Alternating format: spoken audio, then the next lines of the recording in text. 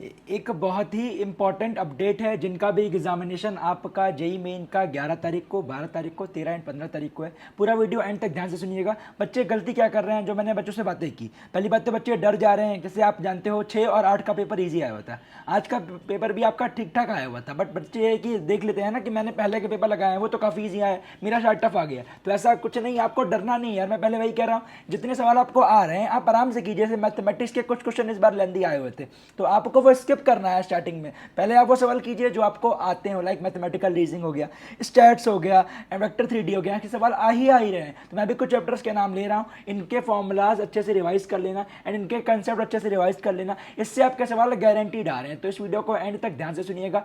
साथ ही में एक बार फिर से बोल दो, आपके पिछले 2 साल 3 साल की मेहनत है, तो आपको डरना नहीं है। आप बोलोगे नहीं, गारंटी मेरी है। बस ये है कि अपने ऊपर भरोसा रखिए। जितने सवाल आपको आ रहे हैं उसको आप ज़्यादा से ज़्यादा रिवाइज कीजिए एंड वहाँ पर जाके आप फर्स्ट राउंड में वही सवाल कीजिए जो आपको आते हो। बच्चे गलती करते, पहले आप टफ सवाल में पड़ जाते हैं। पहला नहीं आया कोई बात नहीं, दूसरा नहीं आया कोई बात नहीं, तीसरा नहीं आया कोई बात नहीं। यार 30 में से आपको 25 सवाल करने हैं एक सेक्शन में, तो आप इंटीजर टाइप में चले जाइए, कोई दिक्कत वाली बात नहीं।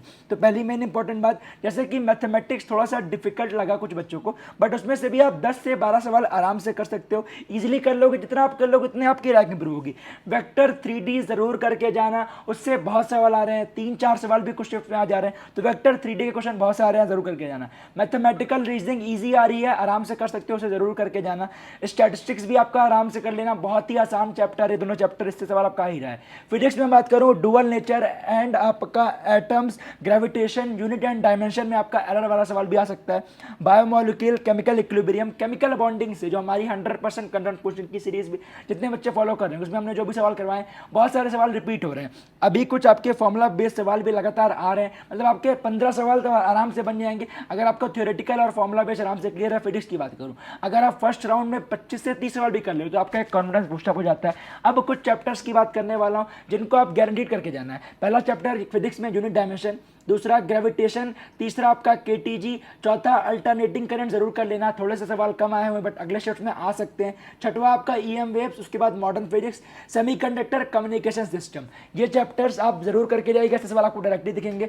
साथ ही में जो मैंने आपको ये बताया हुआ है करंट, इलेक्ट्रिसिटी एंड इलेक्ट्रोस्टैट्स, क्लास 12 का मेजर पोर्शन है, इससे भी आपका खिंचाव वाला सवाल, काफी सारे सवाल आपको देखने को मिल सकते हैं। तो इन चैप्टर्स को डिटेल में फॉर्मुला इनके रिवाइज करके जाना। बात करूं मैथमेटिक्स में, आपका जो मेन चैप्टर है सेट्स एंड रिलेशन, डायरेक्टली सवाल आ रहे हैं। दूसरा फंक्शन, तीसरा मैथमेटिकल रीजनिंग, चौथा मैट्रिक्स एंड डिटरमिनेंट। लगातार आपका एडजॉइंट के ऊपर प्रॉपर्टी वाले सवाल आ रहे हैं, आपका क्रैमर्स रूल से सवाल आ रहा है, तो इनको आप जरूर अच्छे से कर लीजिए, आपका गारंटीड सिलेक्शन होने वाला है। पांचवा डिफरेंशियल इक्वेशन का सवाल बहुत डायरेक्ट आ रहा है, कई बार ऐसा होता है देखने में लगता है बहुत हैवी है, बट जैसे करोगे वैसे सॉल्व हो जाएगा। छठवां स्टैटिस्टिक्स, सातवां आपका प्रोबेबिलिटी, उसके बाद वेक्टर 3D। इन चैप्टर्स को छोड़ के मत जाना। फिर टाइम मिल जाता है तो कोऑर्डिनेट ज्योमेट्री में आपका पैराबोला हो गया, हाइपरबोला हो गया, इनके जो सेंट्रिसिटी वगैरह सब अच्छे से देख लेना, क्योंकि इससे भी आपको डायरेक्टली सवाल देखने को मिल सकते हैं। एंड साथ में उसके बाद टाइम मिलता है तो आप बाइनोमियल थ्योरम हो गया, सीक्वेंस एंड सीरीज भी देख लेना, क्योंकि स्टार्टिंग में थोड़ा सा टफ आया हुआ है बट आप अगले शिफ्ट में इजी आने के पूरे चांसेस बन रहे हैं। बात करूं अब केमिस्ट्री वाले चैप्टर को लेके, तो environmental chemistry, chemistry in everyday life,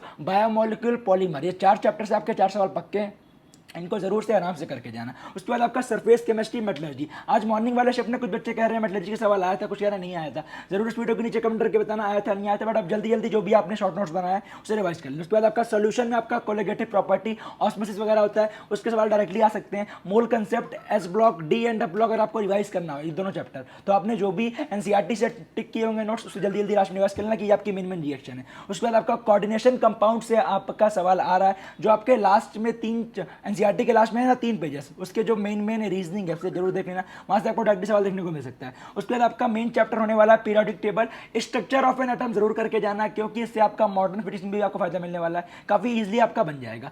organic chemistry की बात करूं, जो आपने पढ़ा हुआ है नेम रिएक्शन वगैरह, एक बार जल्दी जल्दी गो थ्रू कर लेना। साथ ही में जिन बच्चों ने जनवरी वाले अटेम्प्ट का पेपर लगाया होगा उससे उनको बहुत हेल्प मिलने वाली है।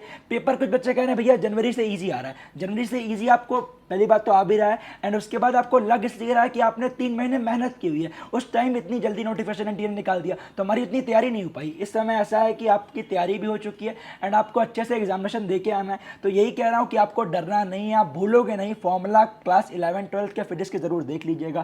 केमिस्ट्री के मेन कंसेप्ट जो आपको लगता है कि मुझे ये चीज़ें लास्ट में देख के जानी चाहिए वो जरूर देख लेना। उसके बाद मैथ की बात करूँ, मैथ में भी एक बार जरूर सारे फॉर्मुलाज देख लीजिएगा, स्टैटिस्टिक्स के खासकर मैथमेटिकल रीजनिंग में कैसे सवाल होते हैं, ट्रूथ टेबल वगैरह हर चीज़ देखोगे तो गारंटीड आपका सिलेक्शन होगा। मिलता हूँ आपसे अगले वीडियो में, इन चीज़ों को जरूर फॉलो करना। वीडियो कैसे लगी जरूर स्टूडियो के नीचे कमेंट करके बताना।